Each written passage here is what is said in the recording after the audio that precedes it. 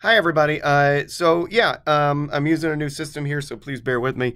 Today I'm going to share with you guys how to do a logarithmic graph. It's another way to linearize, and what's kind of nice about it is it gives you the degree, the degree of the relationship, kind of like to the power of whatever, really, really quickly. Like this. That's what I'm going to do. First, let me show you where in this lab we are what I'm going to do. I'm going to show you number 7 here in this lab. So I'm going to show you the fancier method. So basically, again, you've got two models that you graphed to see if they fit, and you just found the one with the best fit. And you're trying to see how the drag force relates to the speed.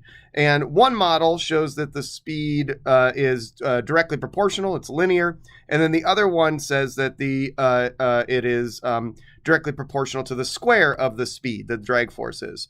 And then you see here that there's this B, B, that's just some constant that you can throw in, which, yes, there's all this for this particular model where all of this can be represented as B as well. You could just give it a number because all of these multiply out to a constant. 1/2 is a constant. The density would be a constant. The drag coefficient would be a constant. And the area for any particular coffee filters should be a constant. So, we're going to get a little more complex with some of these calculations. So I'm going to make all of this just be B. So we're going to deal with either the drag force is equal to BV squared, or that the drag force is going to be equal to BV. And these B's are not necessarily going to be the same. So it's just some constant that we're putting in there. Okay, so let's look at this. So something we already did in class, let me just kind of rephrase it again, is every time we drop the coffee filter, it was during terminal velocity. And in terminal velocity, that's when the acceleration is 0. And in this case, the drag force is equal to the weight. So I'm going to use the general formula B, that's some constant, the speed to the n power. N could be 1, it could be 2, etc., etc., etc. And so using Newton's second law, I'm going to get Vn in terms of m, g, and b. Because again, the drag force, we're measuring the mass, and from the mass, the number of coffee filters we use, that's what gives us our drag force. So, okay. So using this scenario, F net equals ma, that leads us to this. It's the drag force pointing up minus the weight pointing down, and the acceleration is 0, so we get 0. And then we get that the drag force is equal to mg. So then from that, I can then replace the drag force with being bv to the n power, and I can plug it in here. So that's going to be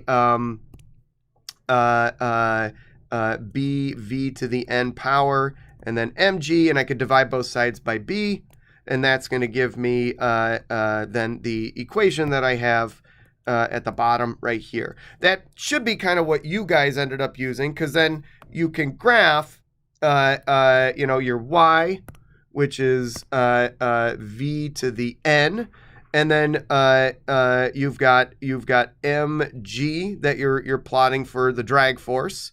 That's this, and then that means the slope would be 1 over b. So 1 over b in this case would be the slope. Again, by linearizing it, you get this. And you guys graphed not v to the n, but you graphed v to the 1, and then you graphed v to the second power.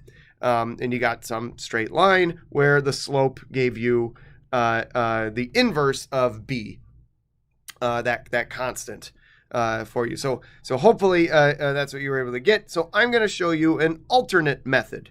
And to do this alternate method, I'm going to take, again, this relationship that I got back here. Let's copy that and paste it over. And I'm going to use what's called the logarithmic method. So I'm going to take, again, this is going to seem kind of weird, but I'm I'm going to take the natural log of both sides of this equation. Why the natural log? Why not? But seriously though, so I could have used the log, L-O-G, but natural log is generally used more in science. You probably did it in chemistry a lot, and when looking at rates and things like that. Yeah. So then I can use properties of this natural log. So, well, let's see. I got natural log to the power, something to the power of n. And one of the properties of natural log that you might know is that if you've got, you know, the natural log of x to the power of n, that's the same thing as n natural log of x. So using that, I can say that this is n natural log of v. And that's going to equal, and then again, I can use a property of natural log here that says, well, the natural log of m, this is the same thing as saying the natural log of mg minus the natural log of b. I could split up this as well, but I'm not going to, and you'll see why in a bit. So that's another way that I could plot this. And then the last thing I'm going to do is divide everything by n. Like that. And that's going to give me then, well, let's see, this will cancel. So this gives me the natural log of v is equal to 1 over n natural log of mg, and then minus 1 over n natural log of b. So I got this.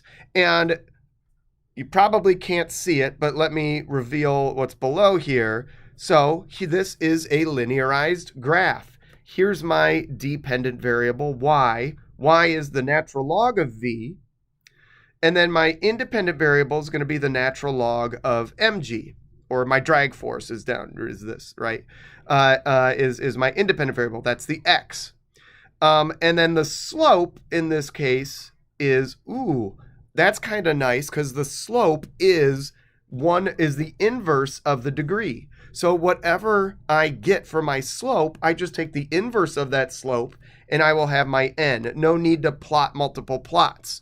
That's what's kind of nice about this. Also, the y-intercept, once I have my n from the slope, I know that the y-intercept is going to be the inverse of n and then also multiply by the natural log of b, and I could get b that way.